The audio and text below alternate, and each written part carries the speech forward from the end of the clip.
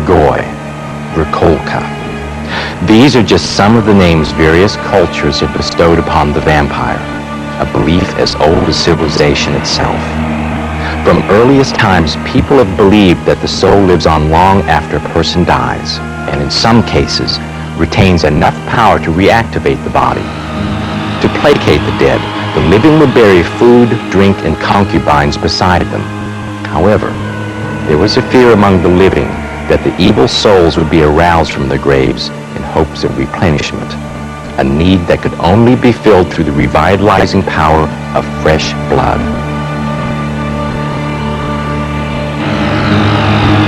It was this fear that inspired ancient tales of vampire-like creatures. Among the earliest was the Babylonians' Adimu, a troubled soul that could not rest. The Adimu wandered the earth searching for victims whose veins it sucked. The ancient Hebrews feared a demon they called Lilitu. Legend held that Lilitu was the first wife of Adam, but was banished from the Garden of Eden after refusing to obey him. She became a demon who swept down to drink the blood of helpless infants and children. There are many such vampire-like creatures throughout early civilization. And of course, we're all familiar with the iconic vampires of Eastern Europe. However, what is so astounding about the vampire legend is that it transcends all cultures, all religions, and all regions of the world. Time has not dissipated the legend of the vampire. It has done the exact opposite. Today, the vampire is perhaps the most prolific and notorious figure throughout the world. This begs the question: if this legend has endured for so long and permeated so many cultures, can the stories of the vampire be real? Yes, ladies and gentlemen, the vampire lives. Well, it was about 1 or 2 in the afternoon, and I was out of cigarettes, so I thought I'd walk down to the store and get some. Well, my friend lived on this dirt road, which was about half a mile from the main road where the store was, so I had to walk. I'd only been walking about 5 minutes when this guy pulled up and asked if I needed a lift. He didn't look like a weirdo then, so I got in. As soon as I did, he locked all the doors and he started choking me. I must have passed out or something, because the next thing I knew, we were in this house. We weren't there very long before he started tearing my clothes off, and he raped me. It was awful. Then he tied me up and he put tape on my eyes and my mouth so I couldn't see anything. And I felt this pinching at my arm. It felt kind of like bee stings. I tried to move, but I couldn't. He told me to sit still. He said he was a vampire, and that he was going to drain my blood through hypodermic needles. I thought this guy was a real sicko, and he was going to kill me for sure.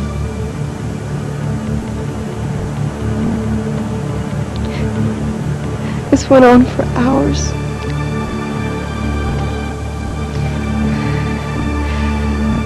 Then it finally stopped, and he left after a while. Then I was able to throw myself out of a window and crawl to a neighbor's house for help. It was unbelievable what this man did to me.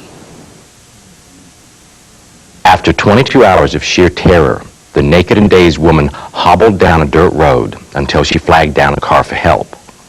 The self-proclaimed vampire, 39-year-old John Brennan Crutchley, had drank her blood from glass jars, robbing her of almost 1/3 of her blood. Crutchley, a computer engineer, is now serving time in a Florida jail, where he is known to other inmates as Count Malabar. This is most certainly fact, not fiction. But is this man a real vampire? He is not immortal, nor does he turn into a bat or sleep in a coffin during the day. However, he does drink the blood of another living being. So what is the definition of a vampire in the 1990s? According to Stephen Kaplan, sociologist and director of the Vampire Research Center, alleged vampires fall into three categories. First, blood fetishists, who are sexually aroused by blood. Second, vampire imitators who adopt vampire trappings in search of powers of domination, immortality, sensuality, and charisma. Third, true vampires. These people have a physical addiction to blood, drink it, believe it will prolong their lives, and find sexual satisfaction in the blood-drinking ritual. Kaplan has been researching vampires since 1972 and has published a vampire census since 1981. He believes that there are at least 50 true vampires living in the United States today.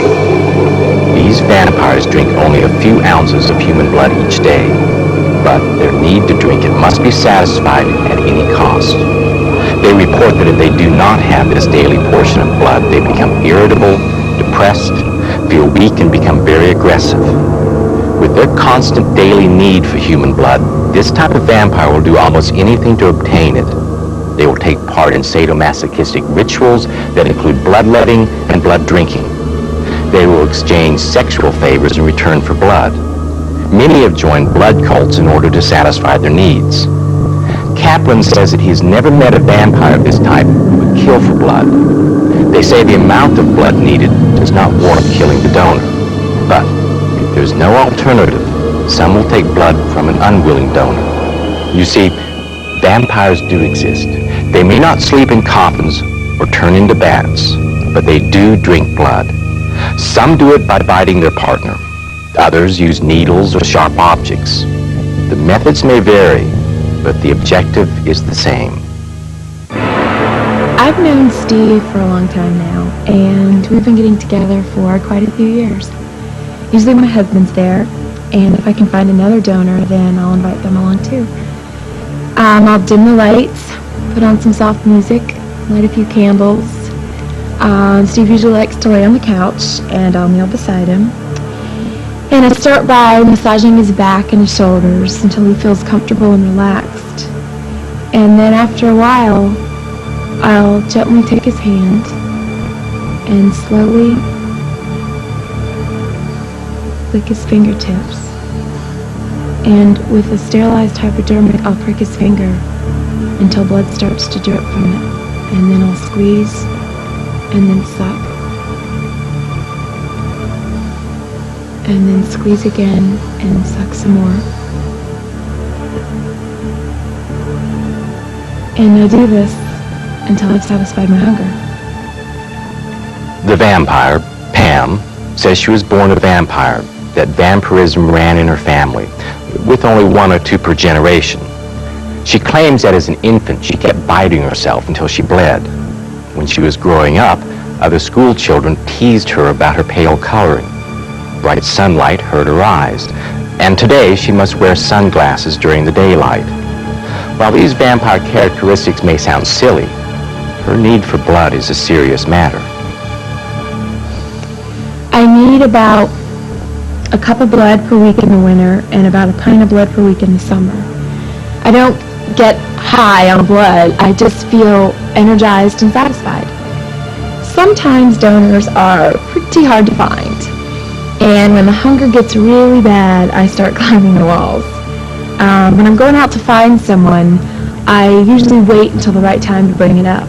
I might start talking about the movies, the occult, sexual fantasies, and then working into the conversation when I feel like the time is right. I don't force anybody to do anything they don't want to do, but once the person gets to know me a little better, I'm usually able to convince them. Many of these vampires typically trade sex for blood and look for donors that are willing to be bitten, cut, or pricked while in the throes of lovemaking. One such vampire claims her technique doesn't even hurt. To me, vampirism and sex, kind of like peanut butter and jelly. They're so good together. You just want to eat it up.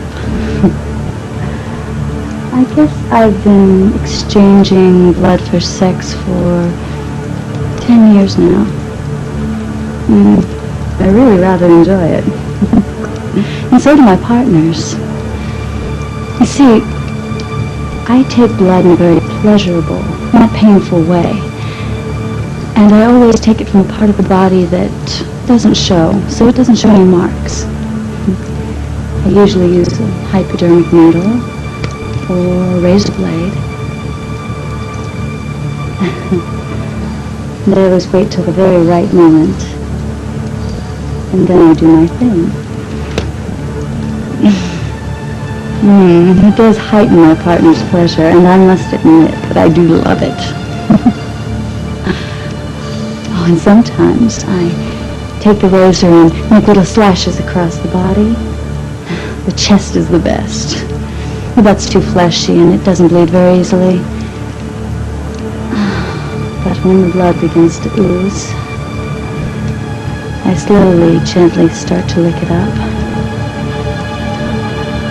until it stops bleeding.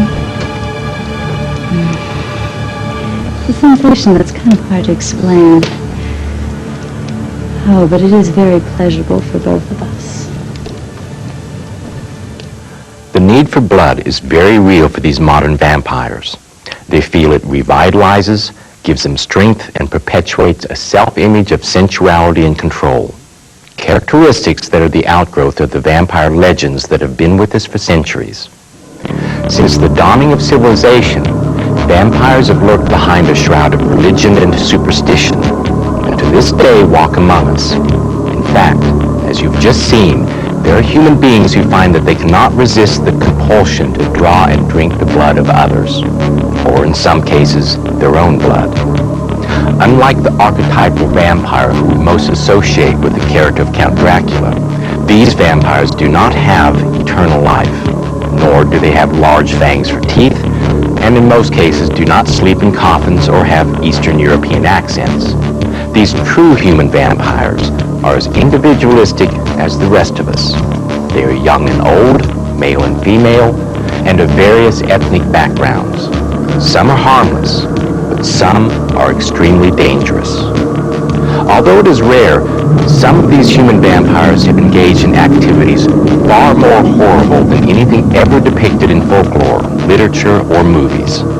You see, man's actual capacity for evil far surpasses any imaginary evils concocted at the hand of a writer. To understand the psyche of these real vampires, we must first grasp the legend of the vampire and how this creature has become a part of our culture.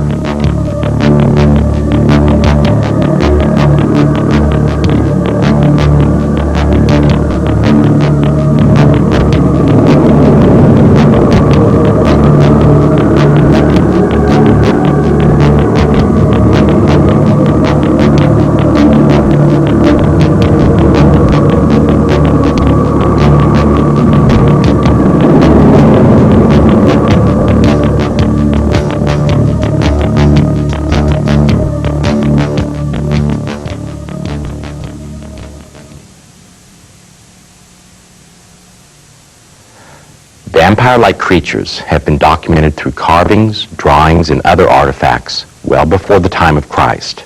Ironically, with the advent of Christianity, vampirism and the belief of the undead rising from the grave seemed to grow stronger. Christian writers mixed ancient pagan myths with church doctrine about purgatory. These writings tell of excommunicated people leaving their graves because their souls could not find peace. But perhaps one of the strongest underlying links to the mystique of the vampire is the church teachings regarding regenerative power of blood. These teachings stem from the familiar words of the Old Testament and the gathering of Jesus' disciples at the Last Supper. Take this, all of you, and drink from it. For this is the cup of my blood, the blood of the new and everlasting covenant. Do this in memory of me. These sacred acts were emulated through the transubstantiation of Christ's body and blood, which were consumed by worshipers at Mass. This act reinforced the widely held belief in the regenerative power of blood. As Christianity spread throughout Europe, tales of vampire attacks became more frequent. In 1486, a church-sanctioned book called The Witch Hammer described approved procedures for identifying and punishing vampires. They were to be disinterred and decapitated. The religious fervor of that population probably only aided the spread of vampire tales. Without the knowledge of modern science and medicine, these people felt that the forces of good and evil were the causes of all things. By the 16th and 17th century, reports of vampires were centered around the Slavic regions of Eastern Europe, lands now situated in Hungary and Romania. Within this territory was the independent state of Transylvania, the home of the fictitious Count Dracula. Transylvania was a remote land where armies fought mightily and nobles built gloomy castles upon the craggy slopes of the Carpathian mountain foothills. For natives and foreigners alike, it has always seemed a mysterious place. The heavily forested country was at the time inhabited by superstitious peasants who eked out a hard living from the soil and relied on their religion and superstitions for guidance. A character in Bram Stoker's Dracula explained some of the reasons for the richness of the area's folklore. In the population of Transylvania, there are 4 distinct nationalities. Saxons in the south and mixed with them Romanians, who are descendants of Dacians, Magyars in the west, and Zikels in the west and north. I read that every known superstition in the world is gathered in the horseshoe of the Carpathians, as if it were the center of some sort of imaginative whirlpool. This remote, mystical land also faced very hard times. The possibility of famine, flood, drought, or plagues was a constant worry. And when they did occur, the peasants often blamed evil supernatural forces, usually vampires. The plagues of the 16th century amplified the belief of vampires, and many prominent officials directly attributed plagues to vampires. Many believed that vampires brought with them an awful stench that heralded the coming of a plague. During these plague-ridden years, terrified people buried the stricken immediately after they died. Sometimes in their haste, they buried people before they had died, when they were in coma-like state. Occasionally, these unfortunate victims would awaken in their graves or in the morgue, and bystanders would shriek in horror as they witnessed what they thought was the birth of a vampire. Folklore identifies a vampire as an individual who has risen to brave such blood for the life of its evil spirit. These are basically the same vampire characteristics we know today. However, there are definite differences between vampire folklore and vampire fascination. Also known as Weddings, the folklore narrative usually visited its victim in the form of a dream or nightmare where some life left the victim. The remnant might also be seen in town day or night, causing disturbances and accidents. One tall, elegant, Dracula-esque figure we all know. The revenant was described as a peasant with a face ruddy and swollen, long fingernails, and a general unpleasant appearance. The nightmarish dreams involving them and his hosts are usually followed by a number of sudden and unexplained deaths. After some disease, but most the revenant who had already been sighted. The only way to stop the deaths, it was believed, was to kill the vampire and all others who had been killed by the vampire. If the others were not also killed, they too would return as vampires. It's believed that vampire's main piece of genetic portion, if the vampire was disposed correctly, was used to explain the epidemics of the plague. For the people of this era, it was vampirism that was contagious, not the plague. By the 18th century, vampirism was becoming a popular subject, and its truths were debated among many scholars and writers. In 1732, the word vampire first appeared in the Oxford English Dictionary, and 14 books were published on the subject in Germany alone. It was during this period that official documentation began to appear regarding vampirism in parts of Serbia and Wallachia, which were under the control of Austria.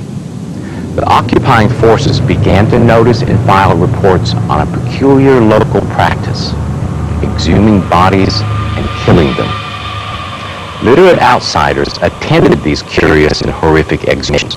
For these educated people, the local vampire craze became a media event that was written about and spread throughout Europe. Identifying and killing vampires became a common occurrence in Eastern Europe, and many of these practices survived until they were outlawed in the early 20th century. Because of the official government and church documents, we know these practices took place, and many were spelled out in vivid detail.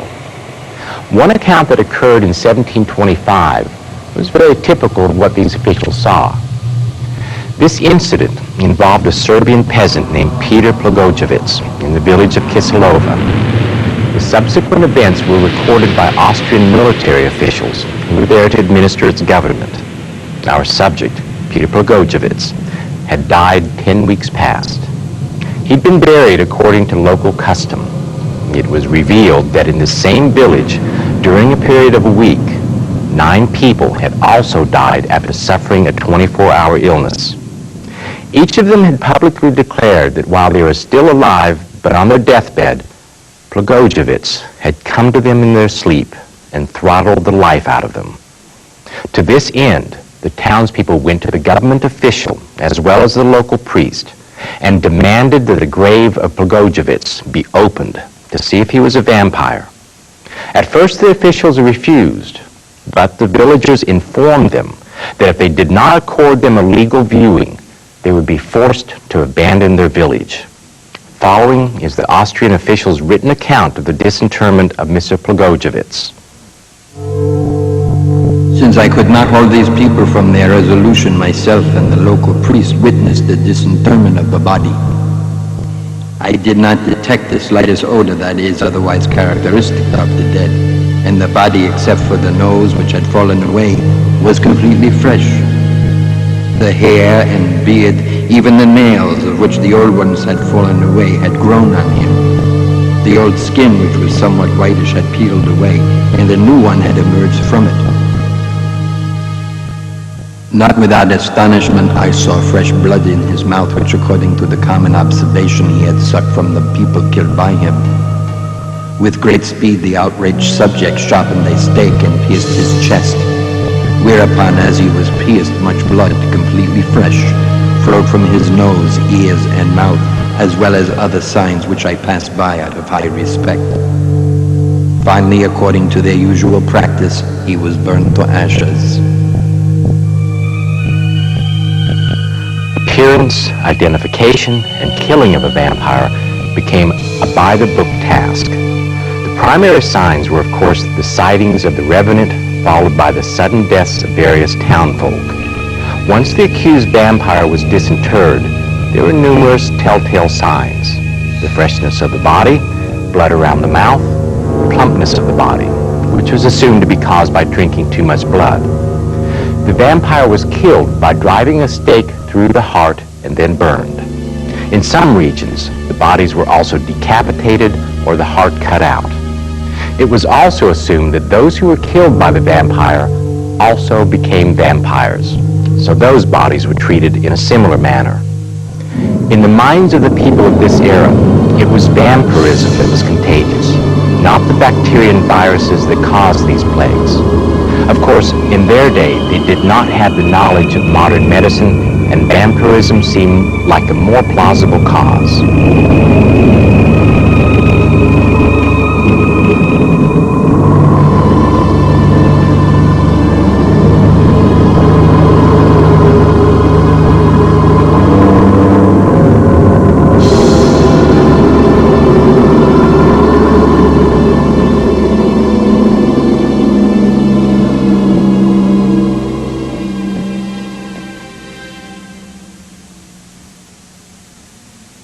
There were a number of other vampire killings that captured the headlines of the day.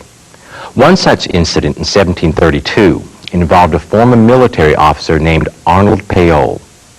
Paole was a young man, and after his military service, had returned to his hometown Medwegna, near Belgrade, Yugoslavia. He settled down, bought a cottage and 2 acres of land, and married the daughter of a rich neighboring farmer. Although Paole was always cordial, he seemed to be a troubled soul. He confided to his wife that during his military service, he'd been visited by an undead being, and this had caused him much grief.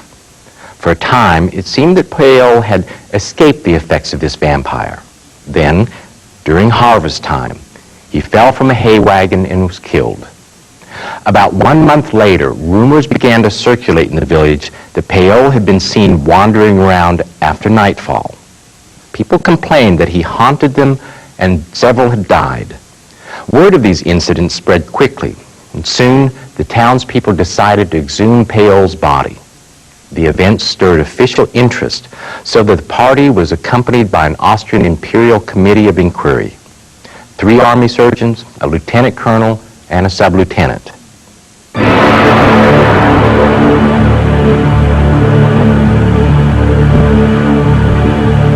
The disinterment of Mr. Arnold Paole found that he was quite complete and undecayed.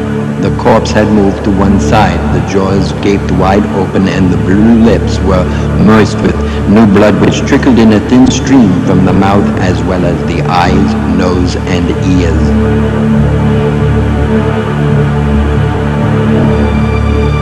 The shirt, the covering, and the coffin were completely bloody.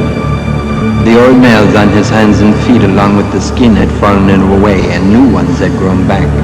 And since they saw from this that he was a true vampire, they drove a stake through his heart, whereby he gave an audible groan and bled conspicuously. Thereupon, the same day, they burned the body to ashes and threw these into the grave.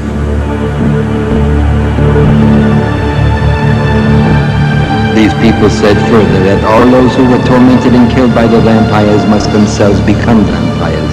Therefore, they disinterred the poor people in the same way.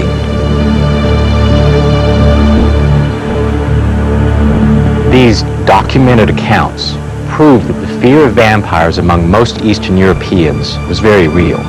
It was so out of control that in 1755, Maria Theresa, the Archduchess of Austria and Queen of Hungary, issued a decree condemning the vampire hunts and desecration of graves. But even her decree could not defeat age-old fears. Vampire hunts continued, albeit more discreetly. As recently as 1912, Hungarian farmers dealt with the corpse of a suspected vampire in the time-honored and outlawed fashion.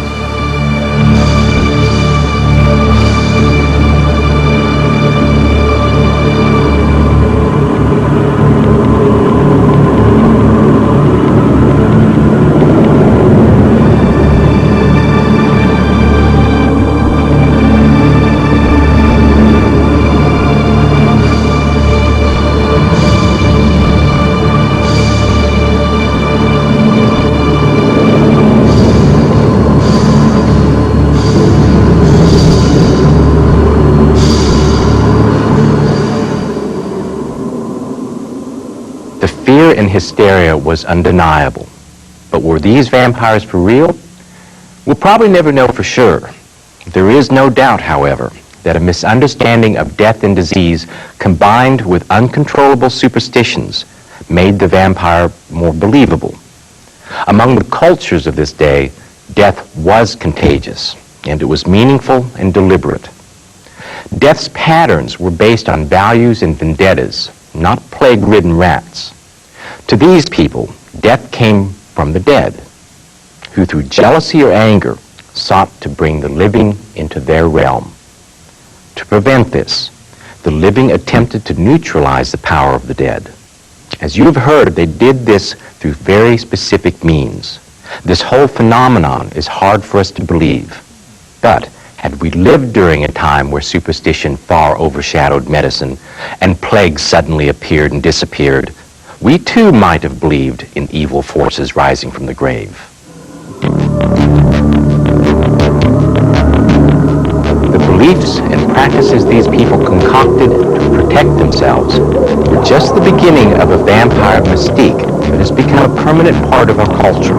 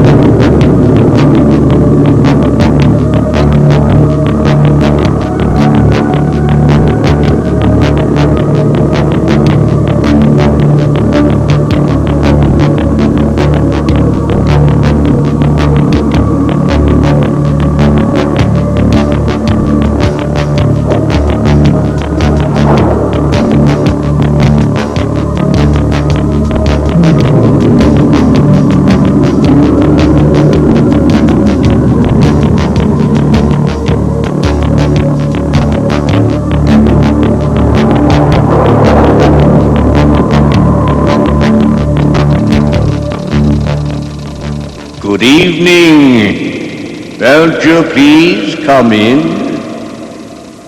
These inviting but positively sinister words have lured us all into a world of sensuality, lust, and power. The world of the vampire. The classical vampire of fiction embodied by Bram Stoker's character, Count Dracula. Unlike our peasant revenant, this sleekly handsome vampire carries an air of nobility, an aristocratic mystique that hides the evil within his soul. Over the past century, this is the vampire that has evolved in literature, film, and television. This is the vampire we fear and the vampire we love. The alluring romantic, the powerful masculine figure, the master of everlasting life, and the victim of evil immortality. In sharp contrast to our revenant of peasant heritage, this well-bred vampire evokes passion and sexuality. We find that most of his subordinates are women, and his attacks usually have a pronounced sexual component. He is magnetic, irresistible, and deliberate in his movements, as though he knows that the lady really wants it this way. The implicit sexuality suggests that while he attacks men as well, he seldom does so in close-up, and both location and pace are apt to differ. For example, women are attacked in the boudoir in a leisurely manner, men in some dark, dangerous place, and the act is violent and quick.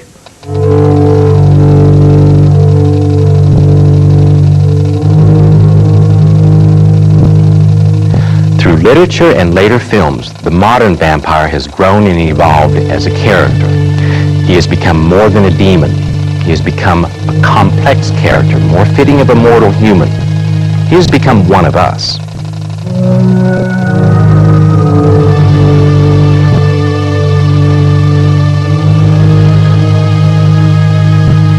One of today's most popular authors of vampire books, Anne Rice, has created a character that transcends the genre. In her book, Interview with a Vampire, the character of Lestat is far from being a mysterious, evil presence in the background. Here he is actually the narrator of the story, and we see the vampire agonizing over his condition. The humanization of the vampire character has probably broadened his appeal. However, the unequivocal classic is without a doubt Bram Stoker's Dracula.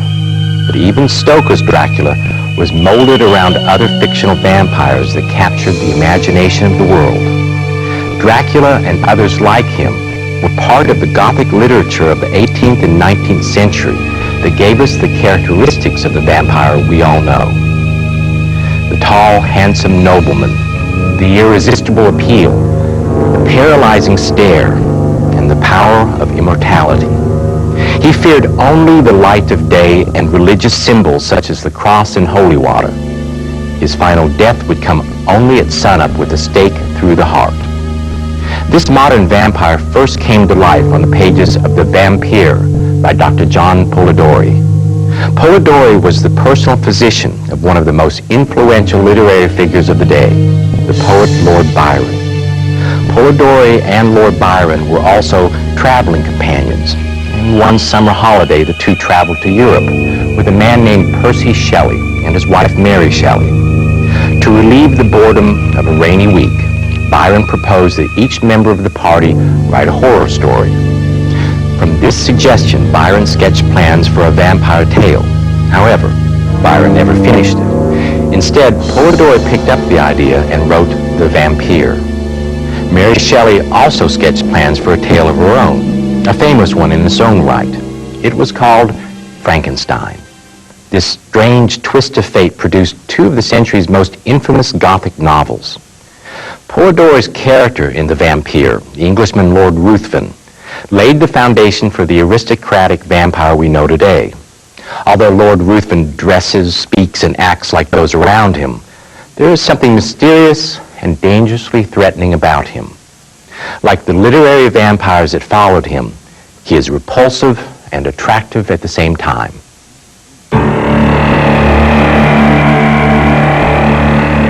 Who In spite of the deadly hue of his face, which never gained a warmer tint either from the blush of modesty or from the strong emotion of passion, though its form and outline were beautiful, many of the female hunters after notoriety attempted to win his attention. The characteristics of Polidori's vampire, his sexuality, appearance, and psychological manipulation, became the trademarks of vampire's mystique. During the Victorian era, other vampire books were written. Varney the Vampire, The Feast of Blood, took a sensationalistic approach to the subject and was the first to capture the attention of the masses. Published in installments, the covers combined horror with lurid sex and coined the term penny dreadful novel, kind of a soft porn novel for the 1800s. This 868-page tale firmly planted the staples of vampire lore in the minds of enthusiastic readers. Readers were primed for more, and the stage was set for Bram Stoker's Dracula.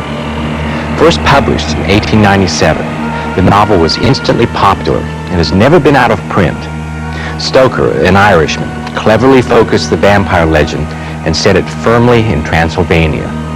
He incorporated the characteristics of past fictional vampires and added a few of his own. Stoker was the first to create a vampire that was able to transform into a bat. Once again, repressed Victorian readers latched onto the overtly sensual overtones in Stoker's book. The mesmerizing stare, the fatal seduction. The power of Count Dracula defined an entire genre, but his evil power paled in comparison to the real Count Dracula.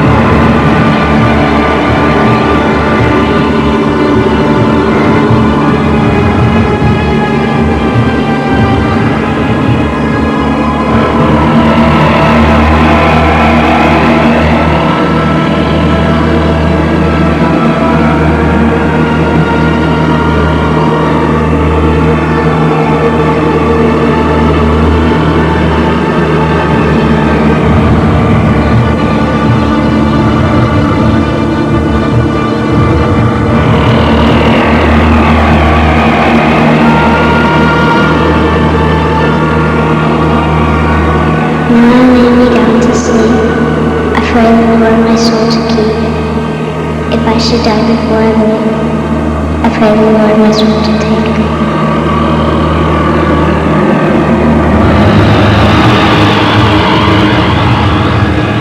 This simple children's prayer brings comfort to millions of children every day. However, at the time of its inception, in the 12th century, these words were uttered by adults and children alike. To the people of this era, it had a very profound meaning and one single purpose: to ward off one of the most insidious and evil creatures ever known to man. A creature driven by desire and lust. A creature of the damned. Vampire.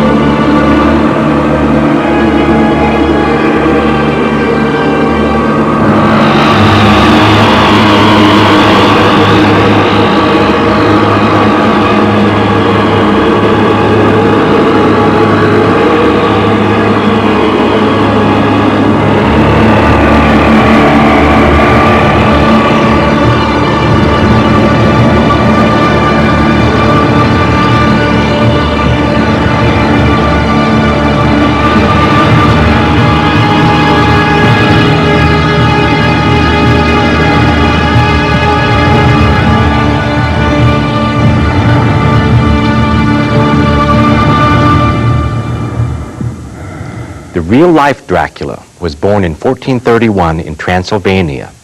His name was Prince Vlad Tepes. His father was called Dracul, meaning the devil, because he was a fearsome warrior. His son, Vlad Tepes, adopted the name Dracula, meaning son of Dracul. Dracula was also a very fierce warrior and showed no mercy for his enemies. Through his reputation, he became known as Vlad the Impaler for his sadistic torturing techniques and ruthless killings. Although torturing and executing your political opponents was not uncommon in the 15th century, Vlad's atrocities were unimaginable. His methods were so vicious, they were said to have been used by Ivan the Terrible in Russia. Vlad's usual method of killing was impalement with a spear or large stake. His victims were then hoisted high into the air so all could see. But Vlad added variations and specialized in a sadistic art form. He impaled from the front, back, and side, through the stomach, navel, breast, and groin. He impaled from above while his victims hung upside down, and with rounded-off stakes to prolong the torture. He impaled by sex, age, and rank, and had the stakes arranged in geometric patterns and at different heights. He added embellishments, driving nails through the heads, cutting off limbs, noses, ears, and sex organs. He dabbled in strangulation, burning, boiling in oil, and blinding. He showed no mercy, even to the innocent. On one occasion, he called together some 400 students who were in Wallachia studying the language and customs. He locked them in a large room and burned down the building. On another occasion, he impaled an entire town of 20,000 after the merchants refused his orders. As the torturing commenced, Vlad ate a hearty meal and enjoyed the proceedings. A papal legate, the Bishop of Areo, who had no reason to exaggerate, reported that Vlad Tepes had authorized the killing of 100,000 people during his lifetime. This real-life monster was far more evil than Bram Stoker could have ever hoped to instill in his vampire character. But while Stoker's vampire character did evoke fear, the Count also aroused our sensuality, pity, and a host of other emotions. Combine his overwhelming power with the sexual prowess and immortal life, and it's easy to see why the vampire has captured our imagination. Hundreds of other vampire stories began to appear in books and later on the theatrical stage. notable clergy, such as Montague Summers, began to write about vampires and their possible existence. By the turn of the century, the vampire was firmly dug in the genres of literature and theater. His next victim was the emerging film industry.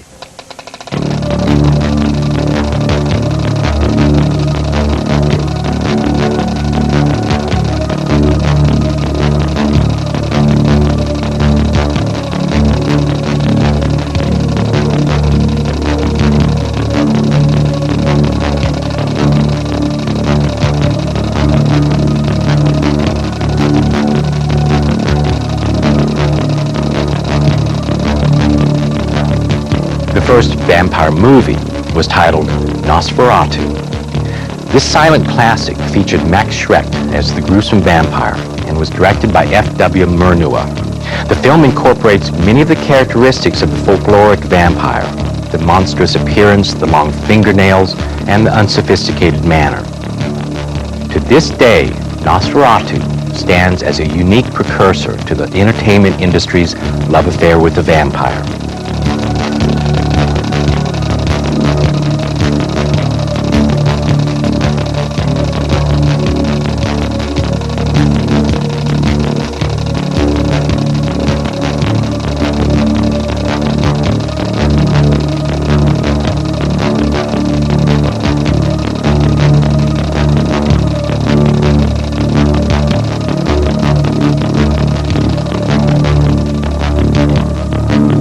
Perhaps the watershed for the vampire character was the 1931 film starring Bela Lugosi. Based on Bram Stoker's Dracula, the film gave mass audiences a visual basis for the character of Count Dracula. The role made Lugosi world famous, and the nuances and characteristics he brought to Dracula are ones that will last forever. The film was extremely successful, and over the years has opened the door for numerous other vampire films.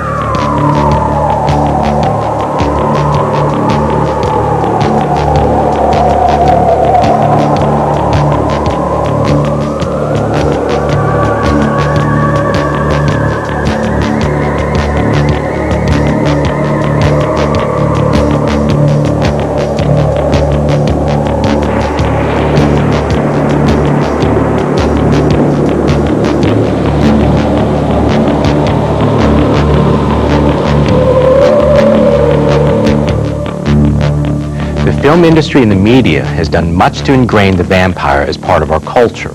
The popular television series of the 60s, Dark Shadows, attracted a very large following, and to this day, fans are involved in Dark Shadows clubs and societies, and even hold conventions. The popularity of the program's vampire character, Barnabas Collins, has grown immensely, even though the program is only shown sporadically.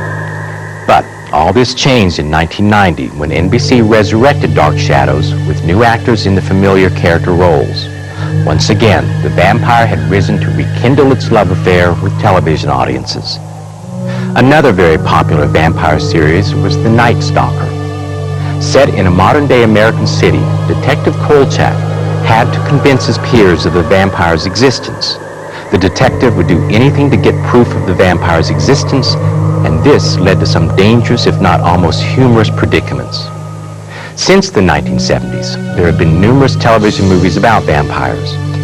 Television has become one of the greatest perpetuators of the vampire legend.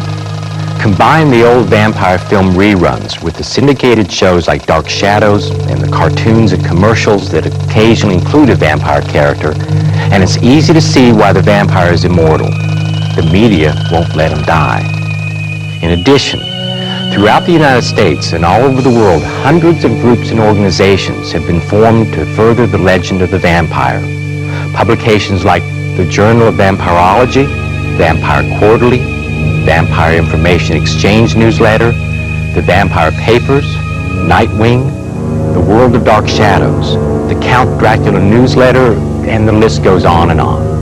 Many of these publications are put out by organizations that gather on a regular basis to exchange vampire facts and network with other vampires or vampire enthusiasts. Organizations like Order of the Vampire, the Count Dracula Society, the Vampire Society, Transfusion, and the Bram Stoker Club. These are just a few of the organizations and publications that continue to immortalize the vampire. Their existence, along with the media's love affair with the vampire, is proof enough to show that the vampire has become a symbolic part of our culture. And as we have grown and developed as a society, so has the vampire. No longer is the Lugosi character the vampire we expect to see. Today, he might be a young journalist as portrayed in Anne Rice's Interview with a Vampire, or a hip female clubgoer as in the film The Hunger. In the 1990s, the vampire's power, sexuality, and immortality has become an appealing lure to audiences everywhere, especially young audiences. Literary scholar James Twitchell says the vampire's popularity exists because it represents the most complete condensation of the problems and resolutions of pre-adolescence. When teenagers enter this stage of development, they must deal with first-time feelings of sexual energy and hostility, products of normal hormonal activity. This is especially true for male adolescents. They find the vampire fascinating because the vampire is usually an unwilling victim of a bodily change he cannot control, a change that brings on frightening new desires and cravings, a change that sets him apart and makes him an outsider. This makes it easy for the adolescent to identify with the vampire, since he too is in the grips of bodily changes beyond his control. The vampire's appeal to young and old is the promise of a new life, a life that has meaning, purpose, and everlasting qualities. Anne Rice's vampire character Lestat describes his born-again experience.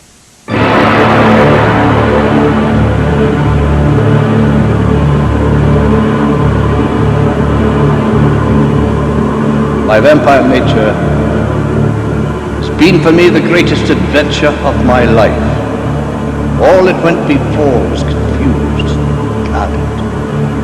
I went through mortal life like a blind man groping from solid object to solid object. It was only when I became a vampire that I respected for the first time all of life. I never saw a living, pulsing human being until I was a vampire.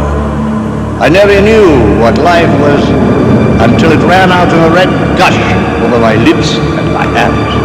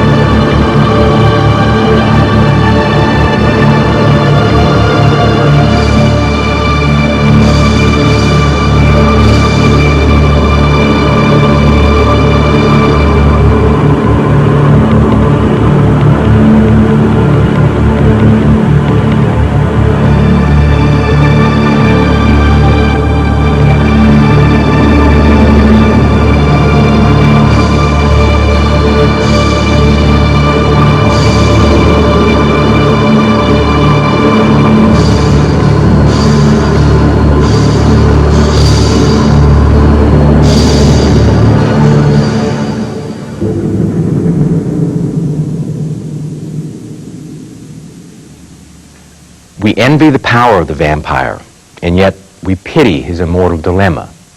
In the vampire, we can see the many failings we all have. On the other hand, we have shaped the vampire character to fit our needs.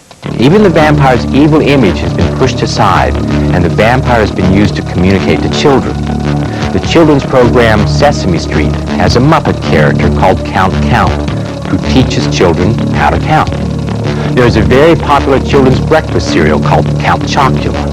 There are cartoons, comic books, and Halloween paraphernalia that all cater to children. The vampire of Eastern Europe has been Americanized, ironically giving the vampire an appealing image. He fits neatly into the free enterprise system, and in today's culture, he even has a humorous side. From the entertainment media to classic literature to the folklore of the 17th century, for some, the vampire exists in fantasy, and for others, in fact. As we have seen, some of these real vampires are harmless, keeping mostly to themselves. However, others in this category reveal a dark side. For these vampires, the fantasy takes on a life of its own. It is very real, and in some cases, very dangerous. For many of these self-proclaimed vampires, there is a severe sadomasochistic tendency. Others find blood sexually stimulating to the point of mental instability, and many times seriously harm their donors, even kill them. Admittedly, these are rare instances. However, blood-drinking murders have been documented throughout history. One of the most notorious of all time was a 16th century Hungarian noblewoman, the Countess Elizabeth Bathory, who became widely known as the Blood Countess. Her family was one of the country's most prominent and powerful, but through the generations ran a wide streak of madness and a taste for decadence. The Countess was sexually active and soon discovered that she found pleasure in inflicting pain on young servant girls. One day, a servant girl bled profusely when struck by the Countess. The blood splashed onto the Countess, and when she wiped the blood off, her skin seemed softer and whiter. She believed she had discovered the secret to staying young and began to bathe and drink human blood. Before long, the Countess enlisted the help of her servants, and the beatings turned to fatal extremes. Her methods were brutal, but her favorite was the use of a long cylindrical iron cage, which was lined with metal spikes and suspended high in the air. She would place the young girls in the cage, and through holes in the side, a helper would prod a red-hot poker. The girls would flail about against the spikes and begin to bleed. Below, the Countess was showered in blood and would bathe her skin and drink the blood as it poured down from above. After killing no fewer than 650 young women, the Countess was arrested and confined until death. But these heinous acts were not confined to medieval times. The 20th century has had its fair share of blood-drinking murders. In the 1920s, the city of Hanover, Germany was terrorized by the Hanover vampire. His name was Fritz Haarmann, and his early adolescence had been tainted with accusations of molesting children. After a brief stint in the army, Haarmann opened a butcher shop and settled into society as a good citizen. He became a police buff and informant, helping Hanover detectives with tips about the city's petty criminals. The nearby Hanover train station was crowded with homeless boys and young men in transit from job to job. Haarmann used his association with the police to roam the train station late at night and pick up young boys. He lured them along with the promise of a warm bed and food. Once in his home, Haarmann would use his large body to pin the boy down and suddenly sink his teeth into the boy's throat in a fatal bite. Haarmann would usually dismember the body and store the parts throughout his house. But perhaps the most horrifying detail of this case is what Haarmann did with the body parts. To the shock of his customers, Haarmann had ground up the body parts and made them into sausages, which he ate himself and also sold to his customers. By official count, Haarmann's deadly bite claimed 24 victims, although some thought it might be higher. There have been other vampire-like murderers, such as Englishman John Hay. Hay was executed for the murder of 9 people in the 1940s. Hay claimed to be motivated by the sole desire to drink his victims' blood. He would lure them into a storeroom where he worked, then bash them over the head or shoot them. He would plug up the wounds to halt the loss of blood and then delicately slice open an artery in the neck. He would catch the blood in a cup and drink it until he felt refreshed. Many of these vampires have been labeled clinical vampires because of the sexual pleasure most derive from seeing or drinking blood. Of course, their blood fetishes have been taken to the extreme of mass murder, but there are some vampires who will go to this extreme. In our own country, mass murderers Ted Bundy, David Berkowitz, Richard Trenton Chase, and Jeffrey Dahmer all had vampire connections. Bundy bit his victims and said he felt like a vampire. Son of Sam Berkowitz claimed he had been poisoned by blood-sucking demons that compelled him to kill. Chase, dubbed the vampire killer by the press, drank the blood of at least one of his 6 victims, thinking it would cleanse him. And Dahmer ate the flesh and drank the blood of some of his victims. And there were other lesser-known cases. In 1981, James Riva was sentenced to life imprisonment in Massachusetts for shooting his grandmother and drinking her blood from the bullet holes, insisting all the while he was a vampire. In 1982, Jerry Moore killed his girlfriend in Chicago and drank her blood to gain strength. And in 1989, 3 boys killed a vagrant in Minnesota, licking the blood off their hands as they beat him. One of the boys cited the vampire film The Lost Boys as his inspiration. Of course, none of these murderers are nowadays spoken of as vampires, not in any serious sense anyway. People describe them as disturbed, mentally ill, or sociopathic. People tend to regard them as a modern phenomenon, byproducts of our unnatural, stress-skewed society. But are they vampires? Perhaps. Just as we debate the issue of vampires today, so did our counterparts of the 15th and 16th century. Through modern advances, we know that the characteristics of vampires do not stretch beyond human mortality. However, other characteristics certainly can give one vampire-like tendencies. Are blood fetishists vampires? Are people who sleep in coffins and wear black vampires? You can draw the line wherever you like. But make no mistake, vampires will be with us for a long, long time.